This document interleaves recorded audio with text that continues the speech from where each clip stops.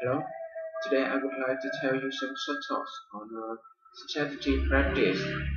Number one, first, the speaker thanked for calling the Starlight info line, and she announced that they were showing a thrilling action drama, Lost in the Storm.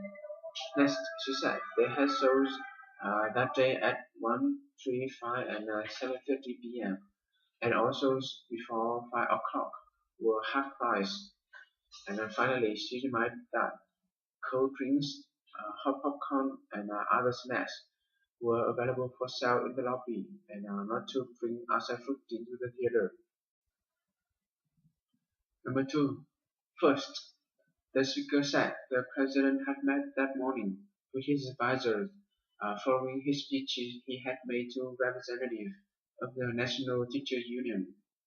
Next, he announced the president had given his weekly press conference, and during which he had outlined his plan for stimulating economy. And finally, he said the president left that evening for a tour of the West Coast, where he would view the areas damaged by recent storms. Number three, first, the speaker was sorry about the fact that the telephone number they had called was no longer in service, and next she suggested hanging up and checking their telephone directory to make sure they had dialed the correct number. And finally, she also suggested calling the operator if they needed further assistance or hanging up and dialing the phone number if they would like to order a current telephone directory Monday through Friday from 9 to 5. Number 4. First, the speaker announced the museum would close in 15 minutes, so he suggested retrieving all bags and coats from the coat check room. Next, he said they would reopen the following morning at 9 a.m. And after that, he suggested picking up a special exhibit schedule for on their way out. And finally, he hoped they enjoyed their visit that day and they would return to see their exhibits again soon. Number 5. First, the speaker announced they still had some tickets available for that Saturday afternoon soccer game, and he said transportation on a company bus would be provided for those who wished it. Next, he suggested sending an email message to Mr. Kim in the Human Resources Office before 5 o'clock if they were interested in attending the game, and letting him know how many tickets they would need, and if they planned to ride a company bus. And finally, he reminded the tickets and a bus ride were free. Number 6. First, the speaker commented, ordering by phone was easy for first-time customers and it would save them money too. Next, suggested dialing their toll-free number and pressing 1 for their special first-time customer line after they had chosen the item they wished to purchase from their catalog. And then a customer service representative would guide them through the ordering process. And finally, she reminded to have their credit card handy when they called. Number 7. First, the speaker thanked for attending that day workshop.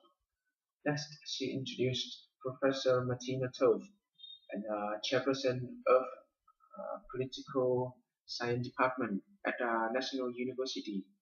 Finally, she announced Professor Tove, an expert in electoral politics and author of several books on the subject, would lead them in a discussion of